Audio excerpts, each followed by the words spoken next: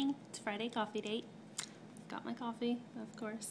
I don't know if you're drinking coffee or tea or nothing. But if we were having coffee together, I would like to share 2 books with you. The first one is 90 Devotionals for Kids, Adventures in Odyssey. I just felt the need to do devotions, not just read the Bible to them, or even their kids' Bibles, but to really help it, like them understand it. Kids, the older they get, it does not necessarily get easier. You might be a little less sleep deprived, but the questions are hard sometimes. At least for me. Because sometimes there's like questions I'm still asking and they want to know the answers. And Alex wants to know the answer. Like if he asks you a question, he wants you to have the answer. And I just don't have it all the time. So got this, maybe it'll help a little bit. Plus, today, he just could not understand why in the world God would love somebody who stole money. Just doesn't understand it. Okay, next book. Tales of the Defended Ones by Beth Guggenberger. Yeah, it's kind of backwards, but anyways. She did our women's retreat at our church last week. If you haven't heard about her, you should look her up. She's a wonderful woman. But it's about orphans, and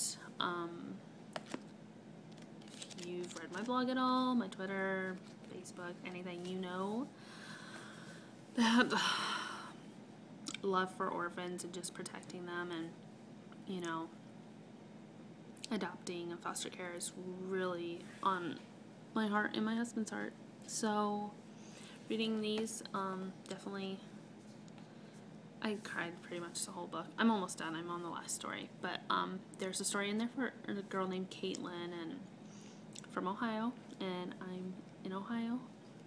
So it kind of touched. And it's just a good story about, you know, that as foster moms, adoptive moms, we really have a big role in helping to protect these children. If we were having coffee, I would tell you next week I'm flying down to Texas with Douglas. We have to go to my dad's because my dad and Doug have a business meeting. So I will be down there. I plan to sit around the fire pit in his backyard and read my Bible and soak in that vitamin D. And maybe go to the river walk. I like it down there. Have you been to Texas? If we were having coffee, I would tell you that we just completed our 3rd home study. Doug did his questions Tuesday. Next Tuesday, we have our couples questions and then safety audit, but we have some stuff to do before the safety audit. And a lot of paperwork to still finish because I haven't finished it. So, I still got to do all that stuff. Oh, and we got to buy car seats. Dang it. I got to get 2 more car seats. So, if anybody's wanting just to give car seats away, I'll take them. Let's see. If we were having coffee, I would tell you I had a terrible night the other night. If I'm being totally honest, I told God I was done with this good Christian life. I just was in the spot. It's just like, so I'm going to be really real right now, where I've been trying to be that good Christian wife, mother, friend, just, yay.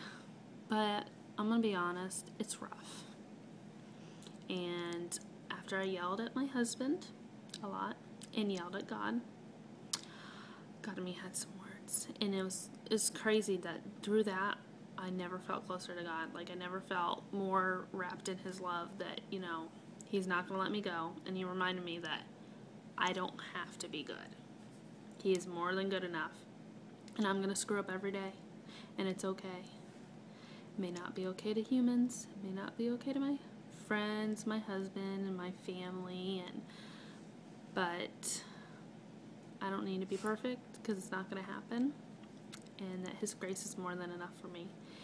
And I don't know, I'm just feeling this, like, I felt like I was trying to be real, but I was still putting up a little sheet, just like, okay, I'm going to be kind of real, but not all the way. I'm going to try and be even more real because I struggle.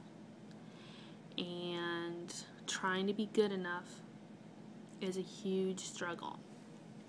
And I'm thankful for my husband. He's wonderful. And God just, reminded me of his promises in the middle of a complete meltdown. Imagine your toddler. That was me. Adult version of a 2-year-old. Anyway, if we were having coffee, what would you tell me? You don't have to tell me you were throwing a fit like a toddler, but what would you tell me? Have a good weekend. Oops.